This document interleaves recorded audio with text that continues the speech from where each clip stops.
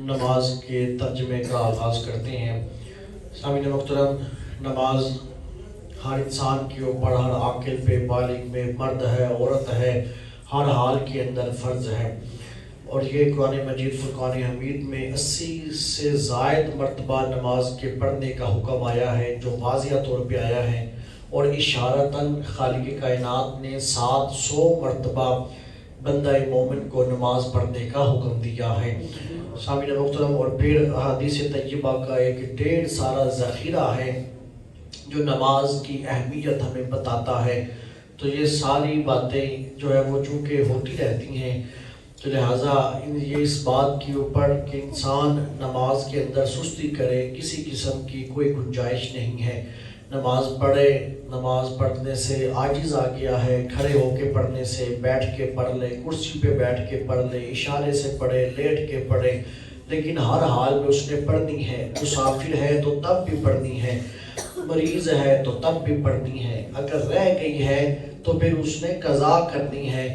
اس لیے کہ اگر وہ قضا نہیں کرے گا تو کل قیامت والے دن جو پہلا سوال کیا جائے گا، حشر کے سوالوں میں جو سب سے پہلا سوال ہے وہ نماز کا سوال ہے۔ انسان سے پوچھا جائے گا کہ فلاں وقت کی نماز تو نے کیوں چھوڑی تھی؟ تو جب تک وہ اپنی ایک ایک نماز کا حساب نہیں دے گا، اس وقت تک وہ آگے قدم نہیں رکھ سکے گا۔ تو اس لیے حضرت شیخ سعدی شیرازی نے بھی کہا کہ اولین پرسش کے نماز روز محشر کے جان گداز بود، کہ وہ دن جس دن انسان کی جان جو ہے وہ شکنجے میں ہوگی، اس دن جو سب سے پہلا جو سوال کیا جائے گا بندہ مومن سے، وہ نماز کا سوال کیا جائے گا، جس وقت اس کی جان کے اوپر بنی ہوگی۔ تو اس لیے دوستو اس بات کو سمجھ جانا چاہیے کہ نماز کی کتنی اہمیت ہے، اور نماز نہ پڑھنے والے کی کتنی بے برکتی ہے، کہ مکاشفۃ القلوب میں غالباً حضرت امام غزالی نے یہ بات نقل کی کہ حضرت عیسیٰ علیہ السلام ایک جگہ سے گزرے تو وہ اس جگہ بڑی شاداب تھی، بڑی ہریالیوں والی تھی، سرسبز و شاداب تھی۔ تو حضرت عیسیٰ علیہ السلام وہاں پہ رکے، آپ نے بڑی تعریف کی، آپ آگے نکل گئے۔ جب آپ آگے نکلے تو آپ واپس تشریف لائے تو ہر شے اجڑ پڑی تھی۔ 6 ماہ کے عرصے کے بعد آپ وہاں سے واپس آئے تو ادھر سے گزرے تو ہر شے اجڑ گئی تھی، کچھ بھی باقی نہیں بچا۔ تو حضرت عیسیٰ علیہ السلام کہنے لگے کہ یہ 6 مہینوں میں ایسا کیا ہوا کہ جو سرسبز و شاداب خطہ تھا سارا خزاں کے اندر بدل گیا، سارا خشک ہو گیا، یہ ہوا کیا ہے؟ تو حضرت عیسیٰ علیہ السلام کو کسی نے بتایا کہ اللہ کے پیغمبر کہ ایک شخص یہاں سے گزرا تھا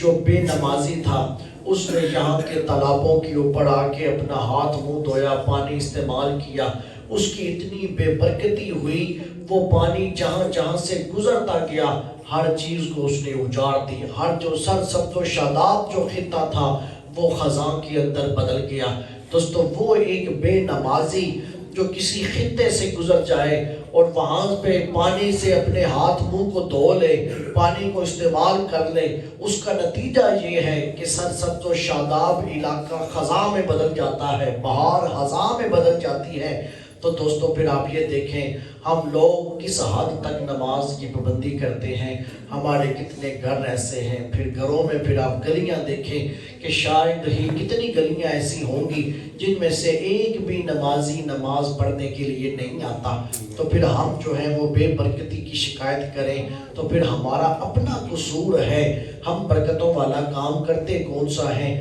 جو اس لیے دوستو آئیے اس نماز کی جو ہے وہ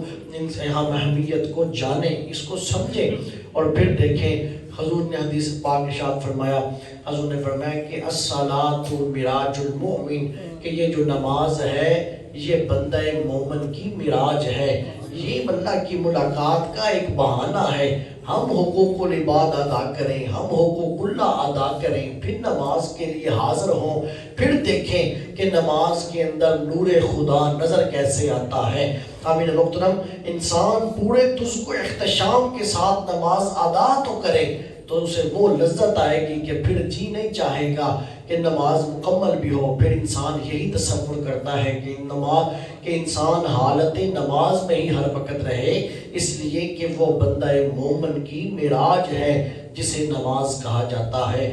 اور پھر آگے اپنی سبق کی طرف چلیں۔ سامعین محترم، وقت پہلے ہی بڑا اختصار کے ساتھ ہوتا ہے۔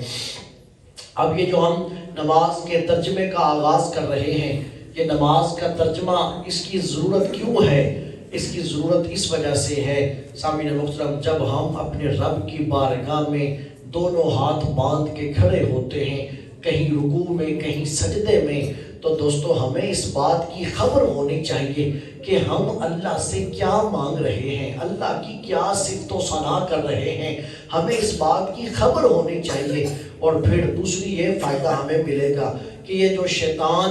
وسوسے ڈالتا ہے، شیطان جو خیالات ہمارے دل کے اندر ڈالتا ہے، جب ہم نماز کے ترجمے کو جانتے ہوں گے تو ایک ایک لفظ جس کے ترجمے کا ہمیں خبر ہوگی، جب وہ پڑھا جائے گا تو ہمارے خیالوں میں اللہ کی تعریف اب ہماری زبان کے اندر یوں چلتی رہے گی، تو شیطان رخنہ نہیں ڈالے گا، شیطان دخل اندازی نہیں کرے گا۔ حد الامکان اس چیز کے جو چانس ہیں وہ کم ہو جاتے ہیں کہ شیطان پھر وسوسہ ڈالے۔ تو دوستو اس لیے آپ دیکھتے ہوں گے عرب ممالک کے اندر جب قرآن کریم پڑھا جاتا ہے، حرمین شریفین کی جب قرات ہوتی ہے، وہ لوگ قرآن کریم پڑھتے ہیں نماز میں، ان کی آنکھوں سے آنسو خشکی نہیں ہوتے، روتے رہتے